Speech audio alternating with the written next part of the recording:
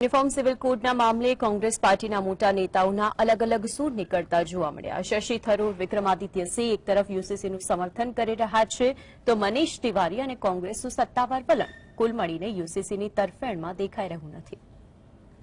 हिमाचल प्रदेशની કોંગ્રેસ સરકારના કેબિનેટ મંત્રી વિક્રમાદિત્ય સિંહે યુનિફોર્મ સિવિલ કોડ લાવવામાં આવશે ત્યારે તેને સમર્થન આપવાની વાત કહી દીધી છે। हमने ये कहा है कि यूनिफॉर्म सिविल कोड जब भी आएगा हम इसका समर्थन करेंगे। कांग्रेस पार्टी भी जो है, हम कांग्रेस पार्टी का अभिन्न अंग है और कांग्रेस पार्टी हमारे देश में एकता और अखंडता को आगे ले जाने में हमेशा कांग्रेस पार्टी ने अपना योगदान दिया है।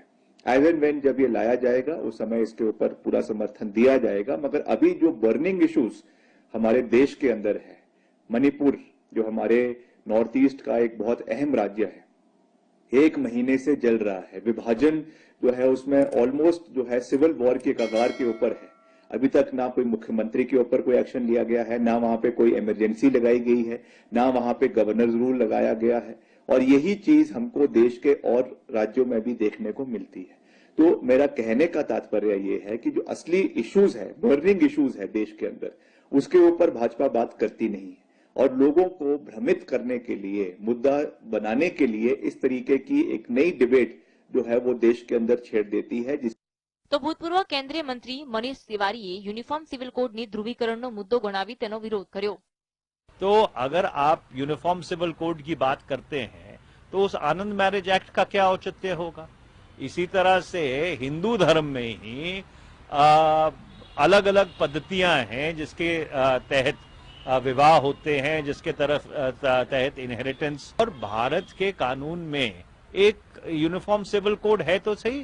जो स्पेशल मैरिज एक्ट है और जो इंडियन सक्सेशन एक्ट है वो अपने आप में यूनिफॉर्म सिविल कोड है। तो फिर यूनिफॉर्म सिविल कोड का औचित्य क्या है? ये तो जिसको अंग्रेजी में कहते हैं it's a dog whistle. It is an attempt to the otherness of the other. इसका कोई औचित्य नहीं है। ये ध्रुवीकरण का एक और मसौदा है। કોંગ્રેસના અન્ય એક વરિષ્ઠ નેતા શશી થરૂરે ભારતના પ્રથમ વડાપ્રધાન જવાહરલાલ નહેરુને ટાંકીને યુસીસીને જરૂરી ગણાવ્યો છે। Prime Minister Nehru was very clear. He said it's a desirable thing to have a uniform civil code, but you have to take everyone along. You cannot, see, don't forget that in any society, in any country, where people have acquired entrenched rights, it is always a challenge to try and take away those rights. You know, if you started off on a level playing field, is different, but the British gave all these different communities different personal laws. Now you can't now uninvent them because people are used to those systems. On the other hand, the Portuguese in Goa had a uniform civil code. So in Goa they're living with a uniform civil code. It depends on what is already there. But to take away something which people have will generate resistance, and it's up to the government to see whether that's the kind of politics they want to play. Bharat के मुसलमान भाई बहनों को भी ये समझना होगा कि कौन से राजनीतिक दल उन्हें भड़का करके उनका फायदा लेने के लिए उनको बर्बाद कर रहे हैं। आजकल हम देख रहे हैं कि यूनिफॉर्म सिविल कोड के नाम पर ऐसे लोगों को भड़काने का काम हो रहा है।